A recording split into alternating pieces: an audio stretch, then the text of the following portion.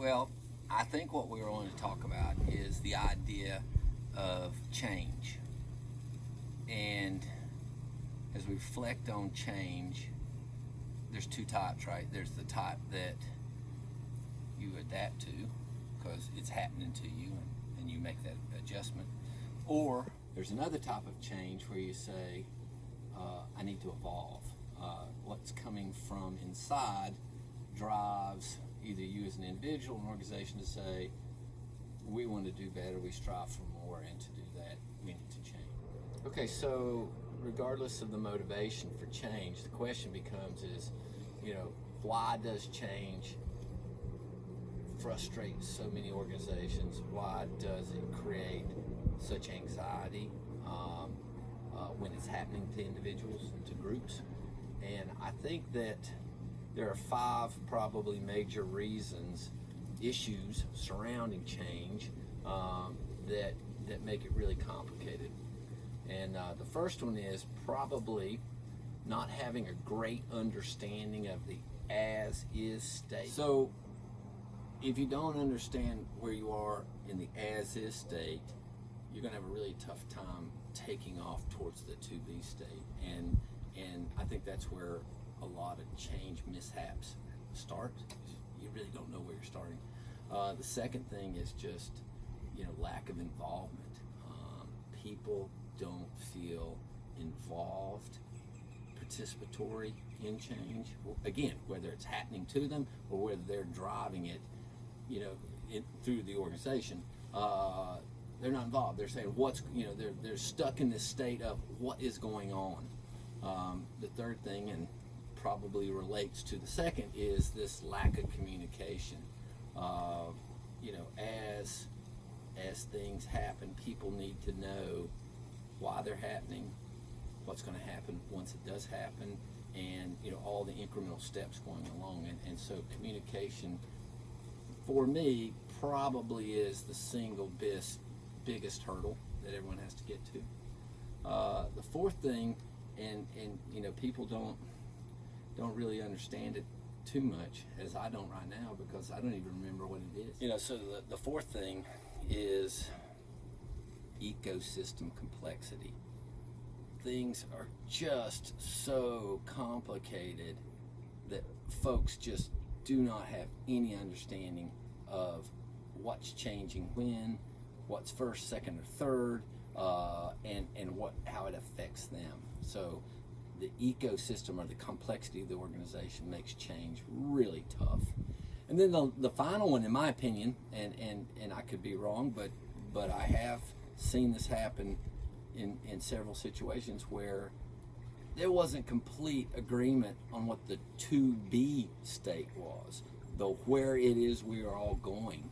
And I think that as you go through the change process, having a shared commitment to everyone's going over there, and this is the definition of what over there is, really provides the stability, to go through the change. So when it's not there, it's a problem. When we write proposals, that front section that we just talked about is issues surrounding change, and problem definition is a good place to start, but that's all it is. You really have to get to, okay, so if those are the issues, what are the key features of change management that will address those issues? The first one is real good, honest decision of where we are as is. And you see the country struggling with that, you see communities struggling with it, you see families communicating that this.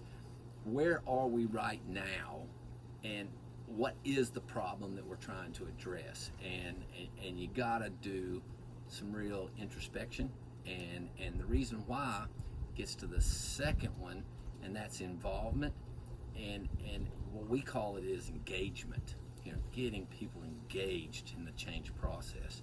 And the only way that you can get that done is really focus on the why. Why are we making this journey from the as-is to-be state? And people have got to believe in it. And it's got to be real, and it's got to come from the heart, and it's got to make sense in the brain, And I think as you see society just flop around, it's because the engagement piece, people just don't believe in the why. The third thing, which gets around the idea of communication.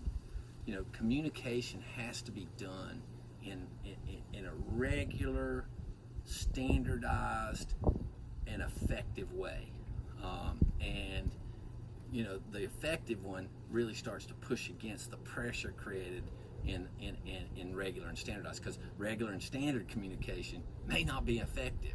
So you have to find that balance between that triangle of how often should we talk, what should we talk, and are we really getting our message across? And it has to be bi-directional. It has to be from the folks that are driving the change to the folks that the change is happening to, and back from the people who the change is happening to the folks that are driving the change. And again, that fits both flavors.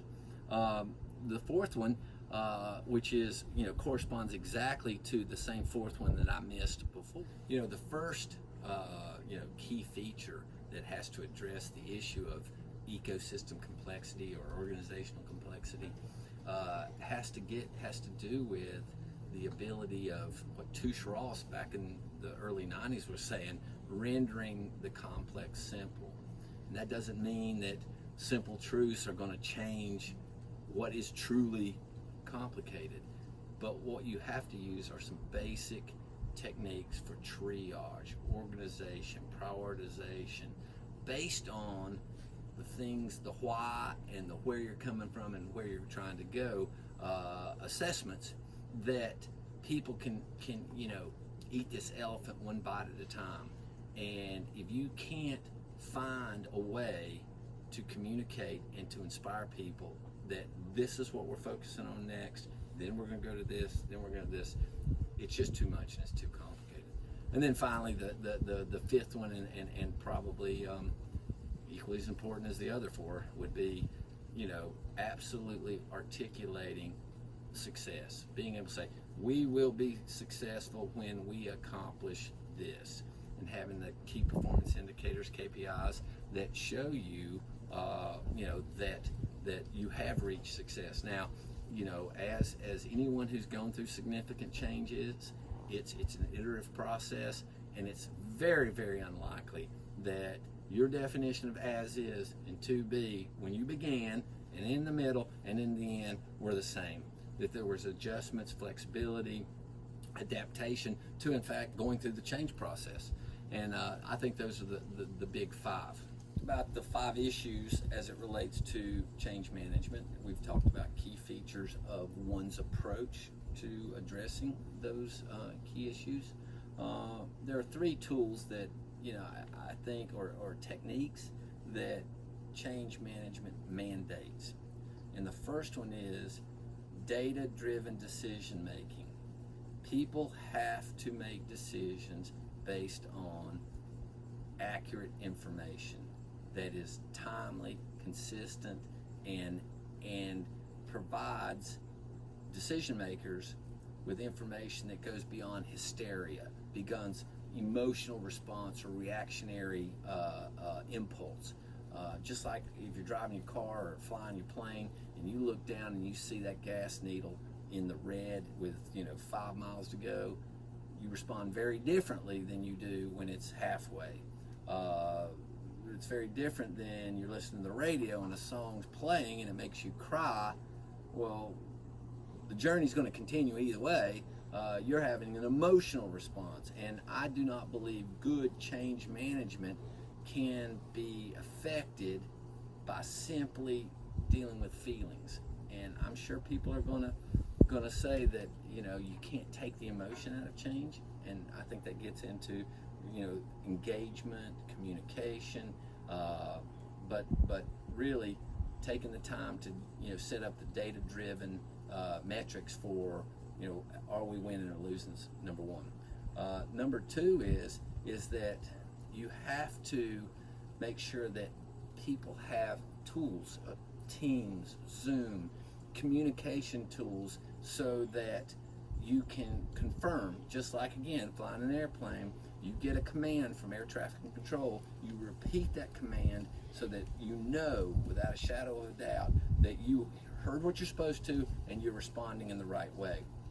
And then finally, you know, and every business, every team, every church, every organization has thrived and survived based on teamwork. And having those elements of teamwork, the aspects of what makes a good team, be present throughout the change process is going to make a big difference too. So those are my thoughts, and that's 5 minutes sitting here at sunset.